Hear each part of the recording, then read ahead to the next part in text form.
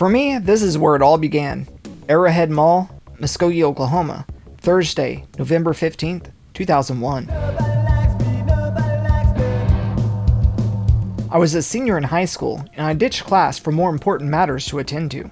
I arrived at the mall at about 8:30 that morning and sat on this very bench, reading the inaugural issue of Official Xbox Magazine while I waited for KB Toys to open up at 10 a.m.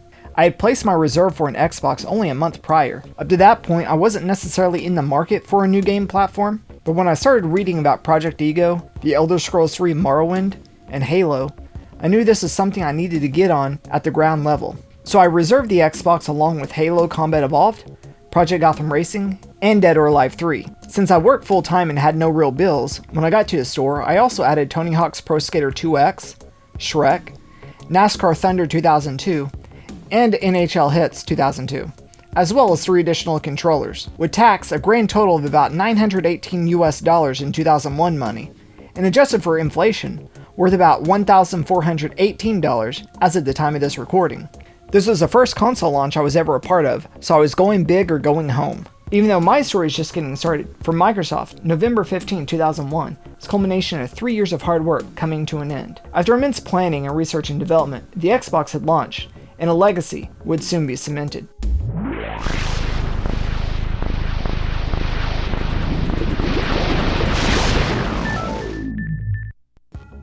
The earliest conceptualization of a Microsoft games console came in 1999, where on a flight from Boston to Washington, recent hire Seamus Blackley, the then program manager for entertainment graphics in Microsoft's PC gaming division, had come up with the tiny idea that what if Microsoft were to enter a console gaming market to compete with Sony? There had been some tension, as Sony had recently alluded that they saw the PlayStation completely making home PCs irrelevant, with every home having multiple PlayStations as the entertainment hub. A bad move on Sony's behalf, because they essentially had awakened a slumbering giant in Redmond, Washington. Microsoft's primary revenue source was PC software sales, so if anyone were to intrude on that, there would be stiff consequences.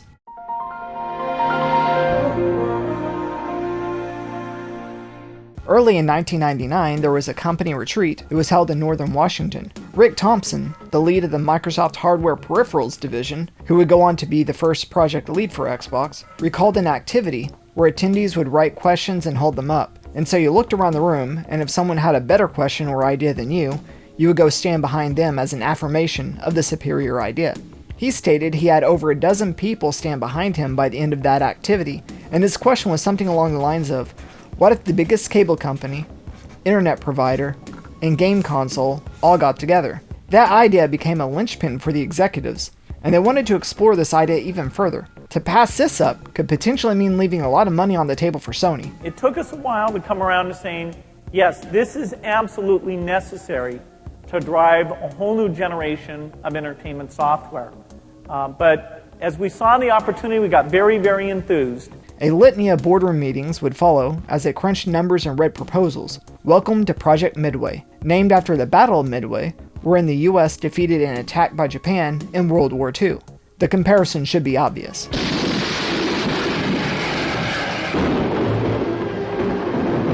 Now for more context, a few years prior, Microsoft had developed the API DirectX for allowing game developers to centralize development coding into a unified set of instructions for 3D games on Windows, so the games themselves would be more compatible with the vast array of setups the PC gaming finds itself in. So the idea now was to find some way to harness DirectX as a means to build a game console around. The name Xbox comes from the concept that the console would run on DirectX API, the DirectX Box. The important thing is, while I'm playing it, I want to play it how I want to play it. I want to feel that the experience I've had has been unique in 100 different ways because of the way I've played and the choice that I've decided to make just then and there. In the spring of 1999, with this idea of entering the console market in full exploration, there were 2 internal groups vying for Gates' approval for research and development. The team that would become the Xbox team, and a group comprised of members of the newly acquired Web TV division. In May, after hashing out many details between the 2 groups over which direction to go in if a game console were to happen, executives decided to entrust Thompson's team to lead the way. Things in Redmond were starting to take shape.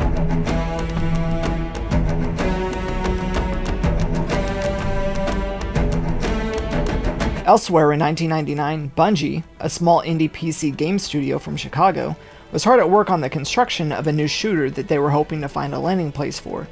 It had been suggested to place it on consoles, but the lead scoffed at that, saying develop for PC first, we'll consider consoles later.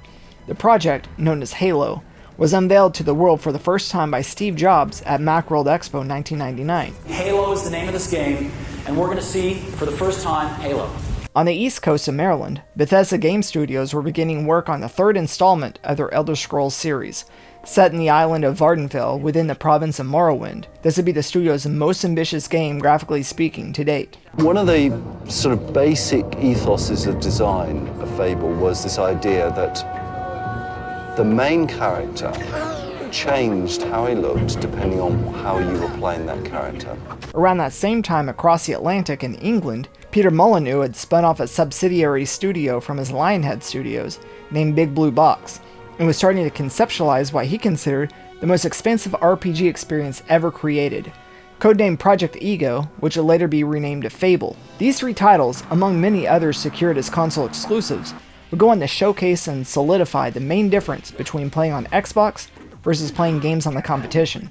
At the time of launch, Lionhead and Bethesda would both work as third-party developers delivering exclusive experiences to Xbox, but Microsoft saw so much promise in Halo that they outright acquired the entire Bungie studio, leading them to incur the wrath of Steve Jobs. They didn't even realize it at the time, but Halo would go on to be the showrunner for the platform and be the main mascot for years to come. Covering fire! As 1999 drew to a close, and 2000 was in full swing, conversations and think tanks started to change to action, as the plan and infrastructure was all coming together, but only after a very crucial meeting that happened to line up on Valentine's Day, February 14th. That meeting was basically the fork in the road of one final, do we continue down this path? And it was up to the Xbox team to convince newly minted CEO Steve Ballmer and Bill Gates to give their final blessing and grant full commitment. After hours of discussion, both top officials agreed that it was worth pursuing. The team managed to get Nvidia on board to create a graphics chip. A GeForce 3 clocked at 233 MHz. After a surprise announcement that froze out Gigapixel, who was in the lead for securing the bid up to that point. With a strong relationship already in place with Gates, Intel provided the CPU, a 733 MHz Pentium 3 custom chip. Also a surprise announcement at the console reveal that put AMD out in the cold.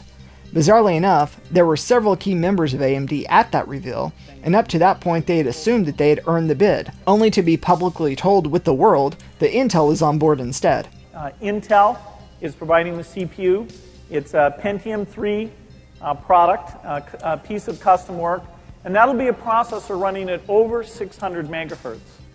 So a reasonably beefy CPU. The console also came with a DVD-ROM drive, when coupled with a separately sold remote, would unlock DVD movie playback. This move would save them money on each unit, as a Dolby motion picture codec was assigned to a remote infrared dongle, so Microsoft didn't have to pay a license to Dolby Labs for every Xbox sold, instead choosing to pass that cost only to customers who bought the remote for movie playback. It seemed like they're really hard to please. No, not at all. He's the sweetest man in the whole world. Now that they had the specs coming together, they still needed a manufacturing facility to bring it to reality.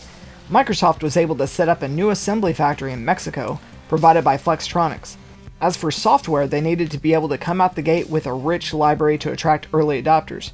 Rick Thompson was tasked with having to attract game developers, and he thought the best option would be to just do some acquisitions of publishers. He approached Sega, Square, Take-Two, Midway Games, and even Nintendo. Whereas some of you may remember from earlier in the year an article that was making its rounds, how the Nintendo executives literally laughed Microsoft out of the boardroom. What a world we would have lived in had Master Chief and Samus been under the same umbrella. This was also around the same time that news would have to be broken to Bill Gates that the Xbox would in fact not be running a Windows operating system, which some recount him going into a fury of rage over this. It just wasn't practical though. They needed a proprietary OS that was built for interpreting game code, and a quick boot was a necessity. For the OS and games to work smoothly as possible, every Xbox had to have a traditional hard disk drive included in every unit. The size was settled on 8 GB of storage, and even though this would be a rather expensive component, this is really what piqued the interest of many game developers who could write games for a console with no limitations now. Xbox was also fully committed to a robust audio delivery. The sound chip had native Dolby Digital 5.1 capability via breakthrough technology, the Dolby Interactive Content Encoder, which is apparently separate from the aforementioned codec on the remote dongle.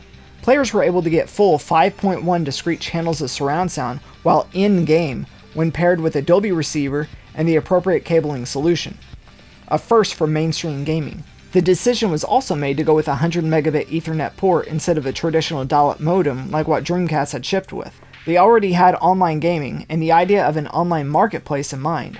It was just up to the industry to catch up. We're really focusing hardcore on building an online experience for Xbox around games, around stuff that you can only do in games that are connected, right? It gets really interesting. You can talk about community and you can talk about massively multiplayer games. You can imagine episodic games in which you get a new level every week.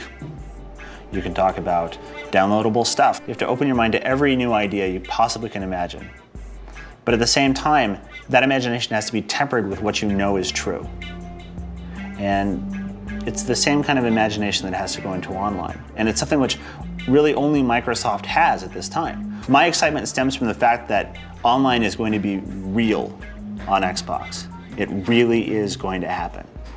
And that's incredible. The box itself was being designed by a team led by Horace Luke. Design started off as a giant chrome X, and as parts and components were settled, the design took on a much more practical state after many iterations. They came up with the unconventional idea of a controller cable in excess of 9 feet long, as most controllers' 6-foot cables were insufficient for gamers' needs. We took measured distance between a television to most gamers' posture, where they sit when they play games. It's actually more than 6 feet, which is a traditional game console cord length. It actually is about 9 feet, 10 feet or so. So from that, we derived 3 meters, which is about 9 and a little more than 9 feet of cable for our controller, which really would increase the user experience. As for the color theme, researching this video, there seemed to have been some discrepancy on why Xbox was green. The main discrepancy comes down to Horace Lucas stated in retrospect that he went with green because green is the signature color of technology ever since the beginning of time. But Blackley said he thinks it's because others had borrowed his other color markers and green was all that was left. But according to a video interview published on the included demo DVD with official Xbox Magazine #1, the true story behind why Xbox is green is because I always carry a marker with me, and I happen to have a green marker in my pocket. On the day that I was sketching, and I didn't have any other colors, even my boss came in and said, "Horace, you gotta see more than just green. You can't just sketch everything in green." Next thing you know, we took it to game developers, showed them controllers, showed them box, and these sketches I had, and next thing you know, Xbox became green. The Xbox was finally revealed to the general public on March 10, 2000, by Bill Gates and joined by Blackley for a rundown of early concept demos at the Game Developers Conference taking place at the San Jose Convention Center in San Jose, California. The design of the trade show unit was very imposing and immediately drew attention. Many refinements, contract negotiations, and hirings took place throughout the remainder of 2000. January 6, 2001 saw the actual unveiling of the true Xbox to the world at the Consumer Electronics Show in Las Vegas by Bill Gates, Seamus Blackley, and accompanied by The Rock. Things were now taking shape and the excitement was starting to build. As a final opportunity to excite gamers on a large platform, Microsoft threw everything they had at E3 2001, but the event was marred with mishaps and embarrassment. At the showcase, the Xbox didn't power on. A demo reel was missing key footage, and Bungie opted to show the excitement of split-screen multiplayer, even though the demo unit was grossly underpowered from the final configuration. The game performed sluggishly, and the leaders at Bungie returned home with an even more blazing desire to get this right. If you somehow believe that what you're doing is the greatest thing ever all the time, it's absolutely not going to be the greatest thing ever. We came back from E3 with a demo. That was really bad, actually. That wasn't the goal. What E3 gave us was the sense that we still didn't have the target that we were aiming at. At the time, Microsoft was trying to find a showrunner title for the launch, disregarded Halo as the leader because historically, shooters on consoles didn't perform all that well. But come November, gaming history was about to be changed.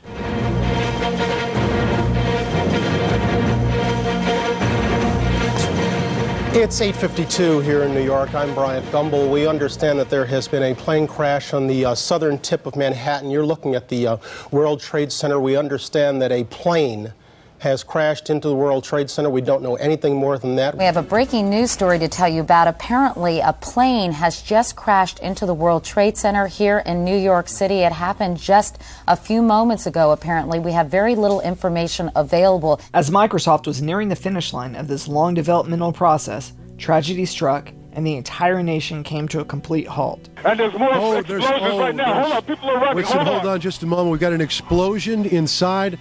The building's exploding right now. You got people running up the street. On September 11, 2001, just 2 months before the first declared launch date of the Xbox on November 8th, 4 jets overtaken by terrorists crashed into the World Trade Center Twin Towers in New York City, the Pentagon in Washington, D.C., and a random field in Pennsylvania, killing thousands. The resolve of our great nation is being tested. But make no mistake, we will show the world that we will pass this test. Immediately, all flights nationwide were halted, which left key members of the Xbox leadership team in various locales across the nation. Seamus Blackley recalls flying over New York City the morning of September 11th and observing the plumes of smoke coming from Manhattan.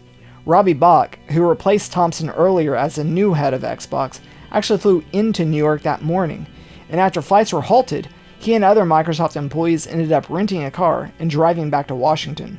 At the same time, they were trying to get last-minute assembly revision test runs from Mexico, so they had to hire a private chartered flight to fly in stacks of test units from Guadalajara to the States for inspection. Things were uneasy for a few weeks with upper leadership, as they were not sure how consumer spending would be nearing launch day, and if this would be a disaster, or if confidence would return. Assembly shortages and delays with grounded flights and other issues caused the launch to be pushed back 1 week to November 15th. As the holidays got closer, it seemed that Americans were eager to get back to a sense of normalcy, and the previous feelings of unease were starting to dissipate. The outlook was becoming more optimistic. Xbox is the most electrifying system. They're realistic, they play better, they look better. To cap off the journey, there was a special Xbox launch party that was held Wednesday night, November 14, 2001. With Xbox consoles going on sale at midnight. The party took place at Toys R Us in New York City at Times Square, and the store was flooded with eager players ready to taste the next level in gaming. Halo would go on to move 1 million units within the first 5 months of release, and ultimately settled at about 4.2 million units sold on Xbox all told, cementing it as a major release for the platform. And Microsoft would go on to sell in excess of 1 million units of the console in its first month on the market. I've actually got to play the system and it's phenomenal, it's great. Now I want to come back from all the history and share some more personal background, and then we can take a look at all the titles that came with the Xbox on launch day. Now as a kid growing up, I never really owned anything until in '93 I got a Game Gear for Christmas. And I just absolutely loved that thing. I had been wanting it for like a year, and then I finally got it. I thought it was the coolest thing ever. Now, I didn't get my first home console until '95 for Christmas again. My parents got me the JVC Xi, which was actually a Sega Genesis and Sega CD unit all-in-one. That was really my foray into home console gaming. Even though the Saturn and the PlayStation were already out, I thought the Sega CD was much better than those because I was a junkie for the FMV games. That was in junior high. About that time, I was started to transition into music, and that's all I cared about was just punk rock, heavy metal, ska, alternative.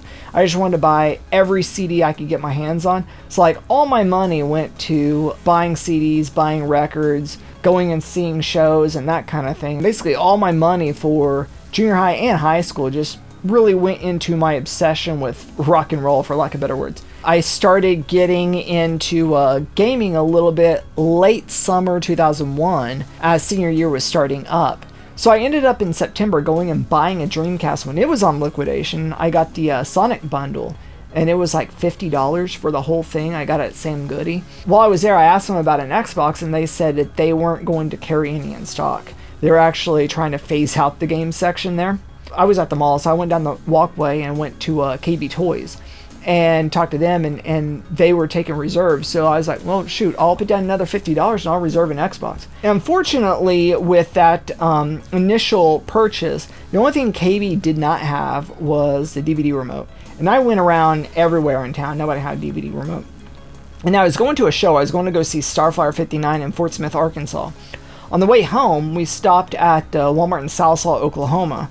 And we went to the electronics section, and lo and behold, they had the DVD remote. So I ended up buying the DVD remote there. And then my sister and I came home, and then we ended up watching Night of the Living Dead and Dawn of the Dead, both back to back on my Xbox. So that December, I ended up getting a Sony 5.1 surround sound system and also the advanced AV pack.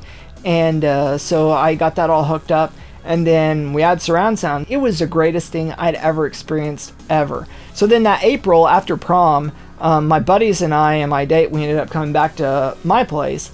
And basically, while everybody else is getting drunk and getting high and all that other crap, we just ended up playing Xbox all night long. And then the day of my senior graduation was the day that Morrowind ended up coming out. And I think I created my character and I walked around side-kneeing, and that was about the extent of it. Then I had to go to the school. That fall, my cousin and I, we ended up getting our own place, and he got the GameCube on launch. That was my first time really getting to experience GameCube, was when we were living together. And that was his first time getting to experience Xbox. So as you can see, the Xbox was a very key component in the transition from being a kid living at home with my parents to basically being a grown-up and living on my own, you know, with roommates, paying bills and that kind of thing. So the Xbox just oozes nostalgia for me at this coming-of-age moment in life. So with all that being said, I wanted to take some time to dive into the launch lineup. According to Wikipedia and my foggy memory, the Xbox had 20 titles on hand to choose from on November 15, 2001, so I figured I could run through and do a mini review of each one. For my money, this was easily the most robust launch lineup in the history of gaming. Literally something for everyone, and many of these titles were heavy hitters in their own right. So let's run down the list in alphabetical order.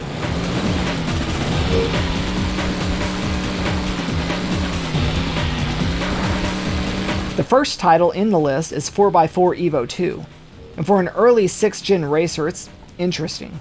Developed by Terminal Reality, the same guys who did Blood Rain, it's a 4x4 off-road anything goes racer.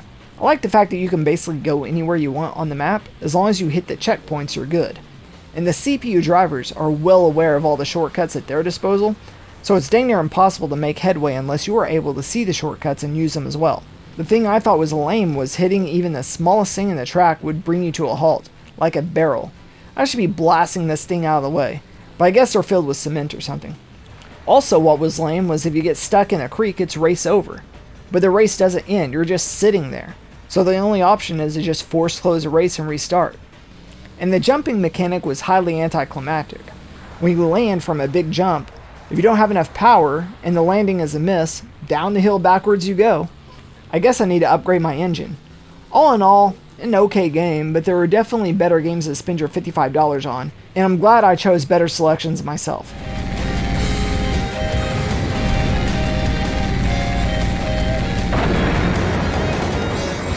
Up next is Air Force Delta Storm, which is a sequel to the Dreamcast jet fighter Air Force Delta, developed by Konami Entertainment Computer Studios, and to this day still locked exclusively to the Xbox for console gaming. Delta Storm is a very decent title with a good mix of challenge and fun.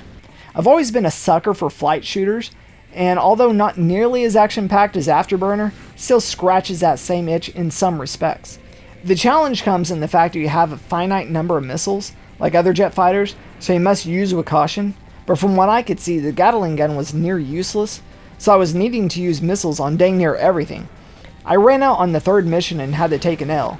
My only real complaint is there is much less action. Instead, you're just chasing down single jets until they're vanquished. I like the Afterburner approach more of here's a wall of jets and just mow them all down. Other than that, a very decent exclusive launch title. Only recently picked this one up, but I would endorse a launch day purchase of Air Force Delta Storm. 3, 2,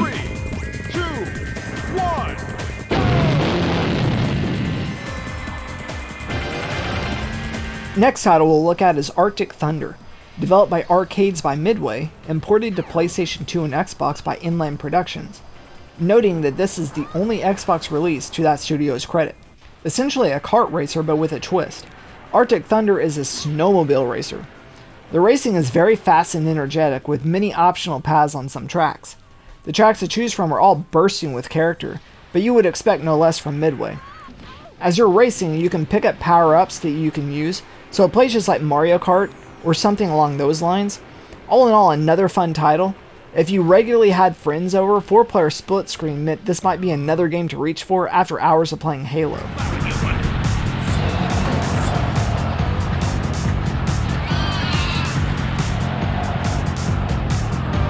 Chin up, partner! Now let's take a look at Cel Damage. Developed by Pseudo Interactive. This is their first game release and was an Xbox exclusive for a spell, before landing on GameCube and PlayStation 2. Cel Damage is a car combat game directly along the lines of Twisted Metal. You pick a driver, pick a track, and are thrust into the mayhem.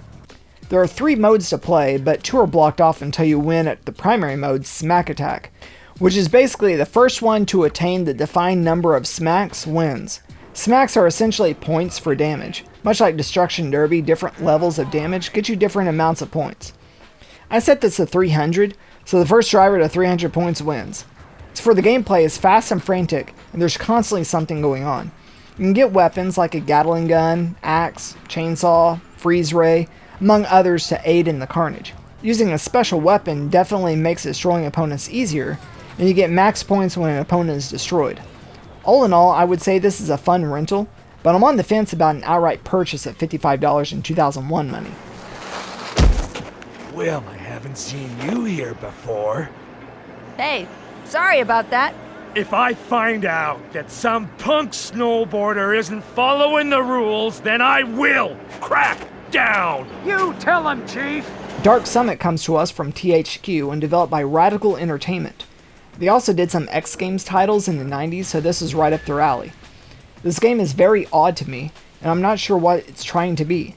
Apparently you're a part of a rogue squadron of snowboarders, and the fun police is out to injure activities. You pick a mountain, and as you're boarding down, various missions will pop up that you have to do. This is where it's weird. Just let me snowboard and do tricks. But instead, there's missions where you're being chased and you have to defuse bombs and things like that. It's just odd. This one I would also say is solidly a rental. There are interesting things here, sure, but I would have rather have just had Tony Hawk approach as snowboarding. The tricks were a little cumbersome to pull off as well, so that doesn't help matters much. Okay, next game. Get ready, fun! After that, we have the legendary Dead or Alive 3, developed by the insanely talented Team Ninja. This is definitely one of the major releases I was looking forward to getting. A 3D fighter that has no issue flexing its Xbox graphical advantages, like the huge stages, and I remember the fall leading up to release, the biggest point of emphasis was the forest level, and how the leaves would shuffle, the water, the lighting effects between the tree limbs. I remember seeing screenshots posted in like September and completely being blown away. To this day, my favorite character is newcomer Christy. You just can't beat her. This game was accompanied by a very early version of DLC, as the Japanese version of the game had more skins and a new opening sequence that the US missed out on, so official Xbox Magazine added those features as an installable file on the demo disc all summer long in 2002. All in all, if you had an Xbox and you didn't have this game, your collection was simply incomplete. On launch day, this was an absolute necessity. Fuzion Frenzy! Developed by Blitz Games and published directly by Microsoft, Fuzion Frenzy was basically the Xbox answer to Mario Party or Sonic Shuffle. In other words, a fun couch co-op party game. I've never played or seen this game until just now at the time of this recording, so this will be a complete first impressions. So I think it's a fun game, and I think it would be super fun to play 4-player and make it interesting in real life with wagers. I'm usually not all that attracted to these types of games with mini games, but this one was done really well and I enjoyed it much more than Mario Party or Sonic Shuffle. Probably because this had more of an edge to it. Of course, the cage ball levels were super zany, the race was very hard to maintain control, and the Rocket League-like level was just all around fun. This was what was on the cover art, so I was looking forward to this playstyle to see what it was like. All in all, a fun game, and if you had siblings this would have been a no-brainer, and especially if you placed wagers like chores or whatever, it would have been great to host weekly tournaments.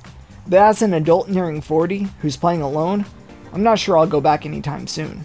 And one other thing to note, Fuzion Frenzy is actually the only original Xbox launch title that is backwards compatible with the Xbox Series X. So if you have a Series X, or if you have a One X as well, the disk drive version, you can go out and get Fuzion Frenzy and be playing it today.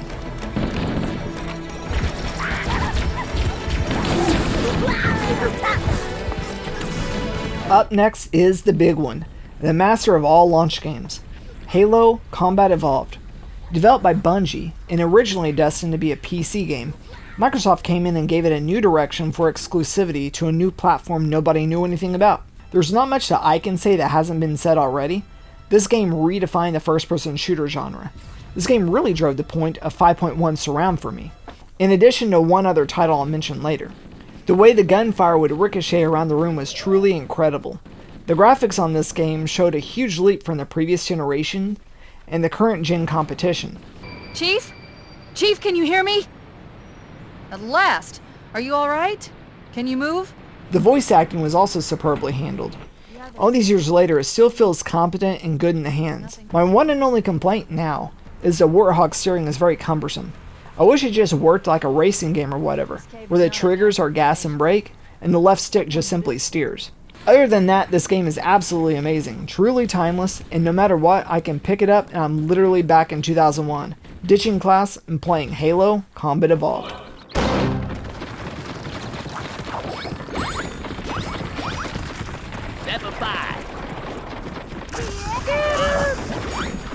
Developed by Crystal Dynamics, you know, the same guys who brought us all the Tomb Raider games on the 360 and Xbox One, as well as the highly panned Avengers game from last year, comes Mad Dash Racing. If you've played Sonic R on the Saturn, you've played Mad Dash Racing. It's not a bad game by any means, but it's also not a game that I would come back to often either. I think this is something that would have definitely been more enjoyable for kids in 2001 who haven't been exposed to a wider variety in games, or for someone who has a hankering for how games used to be. It's a racing game, but it's all on foot, so it's a running game. You can get power-ups like most kart racers, but from my vantage point, luck played a big part in this game. If you're close to another runner, you can do a dash into them, and that will set them back a few seconds at a time. My biggest annoyance is you have to make first place to advance. So there's no runner-up or anything. You're either a winner or a loser. The soundtrack was fun, but I muted it because of all the copyrighted music. So all in all, an interesting game, but again, if you're already at least driving age, probably not worth the $55 being asked at the register on launch day. Johnson sets up. Back to pass. With the pass. Complete. Flowers brings him down at the 45. Up next is a football game. Like I've said many times on this channel, I don't watch football. I don't care to watch football. So for these games, I mostly just mash buttons and look at the graphics because that's all I can accurately critique. We're talking about none other than EA's Madden 2002. EGM, Game Informer, and Official Xbox Magazine all gave this a 9 out of 10, so I guess it's a good game. I have no idea. I don't understand what any of this means. I give this game a 3 out of 10, only because if I choose to pass to the B guy, the ball should go to the B guy, not to some random area that the B guy then needs to run to. That's idiotic. Here's a montage of me throwing the ball into the black void. Next game. Throws right. Get set. The race is about to go green. Green flag, go, go, go. Okay, now here's a sports game I can understand. NASCAR Heat 2002. Developed by Monster Games, who has done all the NASCAR Heat games, other than this year's installment, and they also developed Donkey Kong Country Returns, as well as co-developed Tropical Freeze with Retro Studios. I wanted to get a NASCAR game at launch, but I personally opted for the EA title instead, so I don't have as much nostalgia on this one. I will say that first of all, the drawing distance pop-in is pretty abysmal. On the Talladega track, it felt like I was playing Daytona USA on the Saturn for a moment. Steering felt fluid and natural, and there's nothing quite like bumping people out of the way, Dale Sr. style. But I will say compared to Thunder, the graphics are a bit subpar. Audience is just a blur of color. Background foliage just looks painted in. It feels like they just took a PS2 game, slapped it on an Xbox disc, called it a day, when the Xbox could have handled so much more. Also, I captured this footage with a retrotink 5X Pro at 1080p overscan, meaning it blew the native signal up slightly more than 1080p to compensate for line integer scale. When I cropped Heat to 1440 by 1080 4:3, it was the only game in this entire collection that had telemetry cut off on either side. The overscan should have been in line with a CRT's overscan, so the fact that devs pushed info to the absolute edge of the screen is kind of annoying. The difficulty varied wildly. I had it set to medium, and at Phoenix I got first place. Talladega I got last place, and Bristol I finished 10th. I was running clean laps on the super speedway, but it just didn't matter. Whereas at Bristol, I was crashing anything that moved. If you were going to get a NASCAR game on launch day and Thunder was sold out, Heat would be serviceable, no doubt. But for my money, Thunder is a better game of the two. These cars leaving the track. Green flag, go. Number 36 gets up high. So on the flip side, we have NASCAR Thunder 2002 by Electronic Arts, developed in-house by the same studio currently handling the Madden property. First of all, to me, graphics on this are a dramatic step up from the other one. No more pop-in for starters. The damage physics are more realistic as well. I also notice a much better display of anti-aliasing on Thunder, which is good because this is one of the major selling points of the Xbox. The tracks are more realistically rendered as far as the background scenery and such. And mentioned earlier, this game was one of the other SIN.dot uses of 5.1 surround sound. If you're racing clean, you can use the rear speakers to tell if cars are coming up on you. I thought it was really cool to be able to hear exactly where the other cars were related to your position on the track. All told, this is by far the best NASCAR game on the market on November 15, 2001. He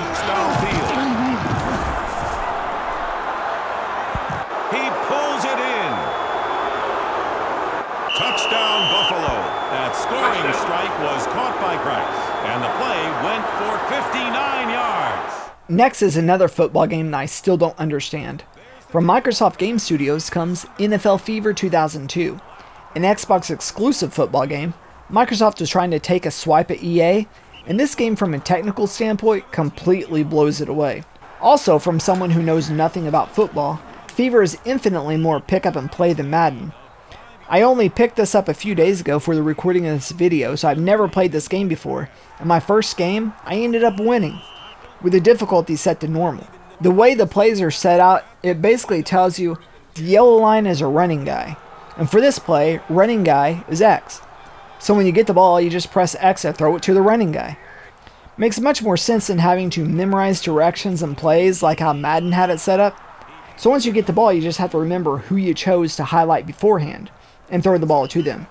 I will say I was bummed neither game had a halftime show, but more bummed that Microsoft didn't see the point in adding it to set them apart. As you can see, the graphics are sharp, crisp, with great contrast and decent depth, and hey look, even a camera guy. You don't see those anymore in football video games.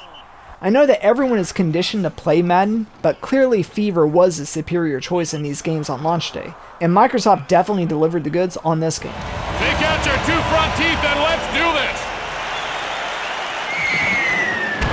Rex is successful on the draw. In the last of our standard sports titles, we have NHL Hitz 2002. Developed by Black Box Games, this is their second hockey game after NHL 2K for Dreamcast, and only their third release as a studio. For those unaware, this is a midway sports game, so that should tell you everything you need to know. It's basically NBA Jam on ice. I remember being pretty pumped to get this game, and when I fired it up for the first time, was immediately reassured that I made the right call. This game is dynamite. Fast-paced, action-packed, fun, it's the whole package. The graphics are great, the models and everything are super clean. I mean, look at this image, and this is 480p, y'all. This is super clean. The highest anti-aliasing I've seen of any of these sports titles at launch.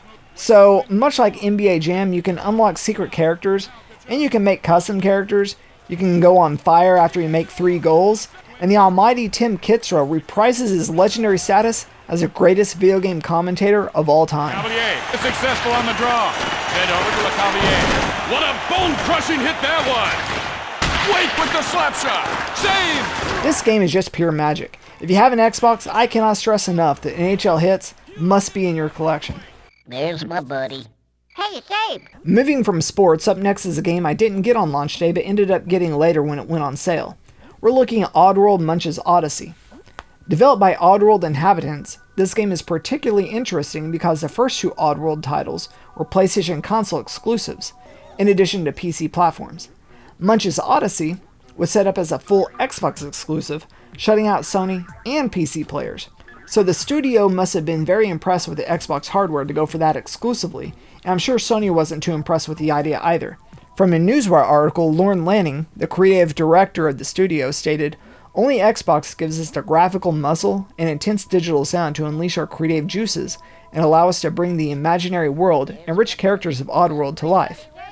Although the studio received an avalanche of hate mail from Sony players, the game was more in line with Landing's artistic vision on the Xbox platform. This is a third-person action-adventure game with a heavy emphasis on puzzles and NPC co-op. There are many situations where you need to work together as Abe and Munch, because each character has strengths and weaknesses in overcoming challenges. The game really has moments that you have to put on 2 or 3 thinking caps to figure out what the heck you need to do. I really enjoy this for that aspect that once I figure it out, I feel like the biggest genius on the planet. This game also happened to have been my first hands-on exposure to the Xbox, so for that I'll always hold a special place in my heart for it.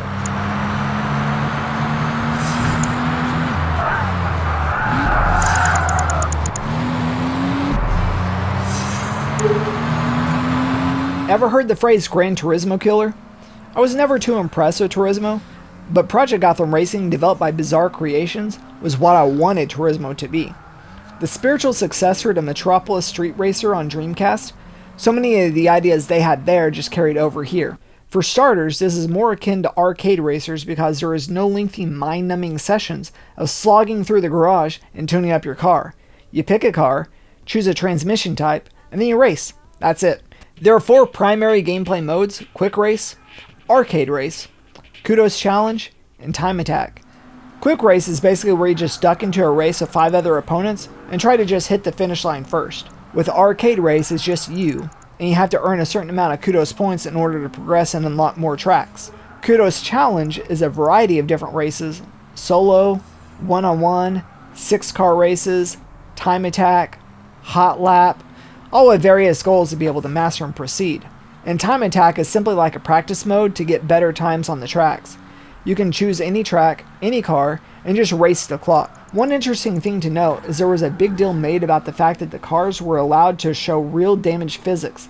I could be wrong, but I was thinking at the time, I read somewhere, that this was the first racing game that Ferrari and Lamborghini allowed their cars to actually show damage to them.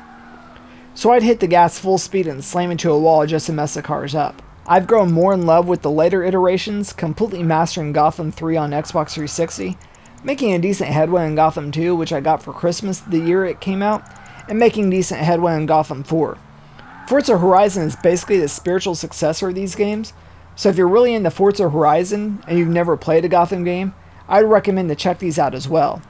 They're not as fluid to control as Horizon, but still fun nonetheless. Oh. Yeah. Oh. Oh. Oh.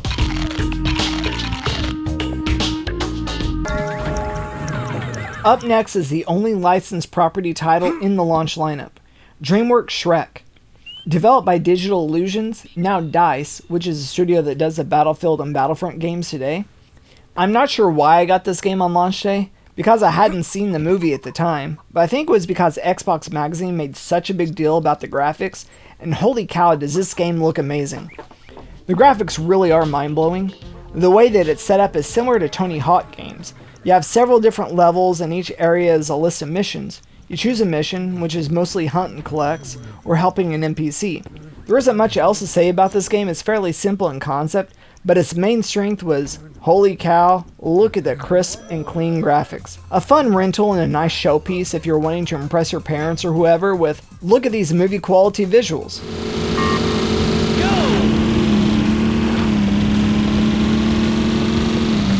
Checkpoints! Test Drive Off-Road Wide Open is a game I had not messed with until a few days ago for the recording of this video. Developed by Angel Studios, which is now Rockstar San Diego, who gave us LA Noire, Max Payne 3, Red Dead Redemption, among other titles. Test Drive originally came out on PlayStation 2, and then was ported to Xbox.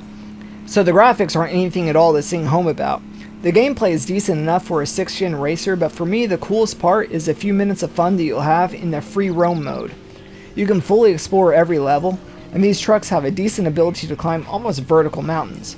There is a career mode where you can go through a series of circuits climbing your way up, as well as an arena race mode where it's just a bunch of dirt tracks indoors. And there's a single race mode where you just choose a random single race and see how you do. Like I said, the game won't win any year-end awards, but for a silly racing game it's not completely bad. And it's totally zany to just see how far you can push the trucks in level exploration. Lights out! We're in the radio! Up next is one of the main staples of any early 2000s gamer's collection, Tony Hawk's Pro Skater 2X. Developed by Neversoft and compiled by Treyarch, this is basically a collection of Tony Hawk 1 and 2 on the Xbox with largely boosted graphics and tighter gameplay. This is one of the games I was most excited for on launch day, because I'd never played any of the Tony Hawk games, but in junior high I used to skateboard, so I was really curious of how that would translate to a game. Microsoft really went out of their way to showcase how grass is really grass in this game, and that's fine because the grass looks phenomenal here compared to PlayStation. What I like about this game is there is just so much content. You have all the levels and challenges from Tony Hawk 1 and 2, and some additional content they added just for 2X. You can create a skater and create parks as well. This is literally just one of those games where you can spend hours playing trying to get higher scores and find unlockables that you just can't get with many other games. And I was so excited when they brought this back last year for Xbox, PlayStation, and Windows. If you got an Xbox on launch day, you had to get this game. It was that simple. And if you didn't get this game, you just wasted $300 on your Xbox.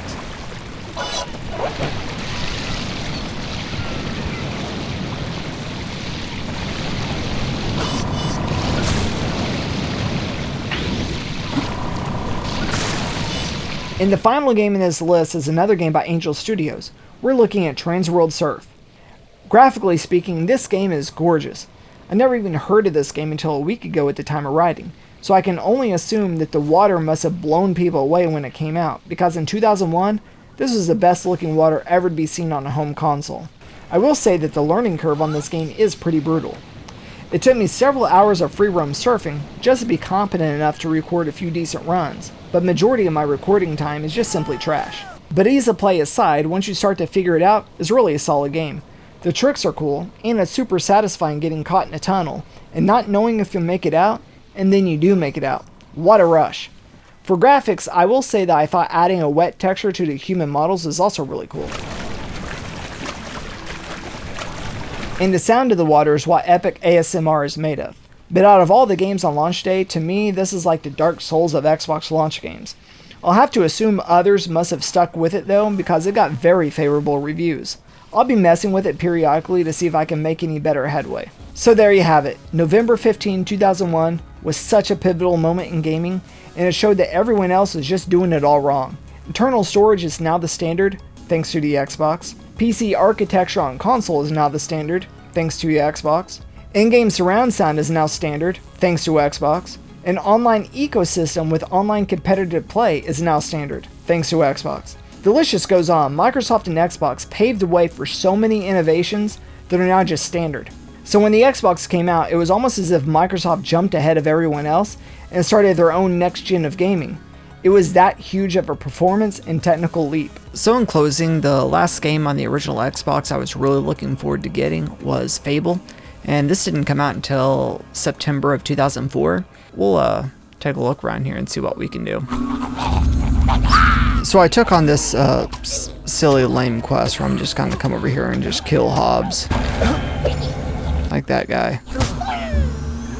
They're just little gremlin goblin creatures.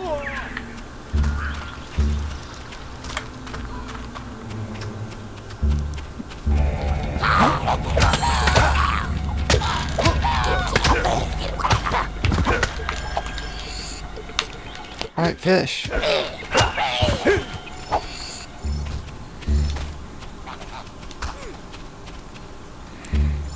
I can't remember if there's any way to suck those up.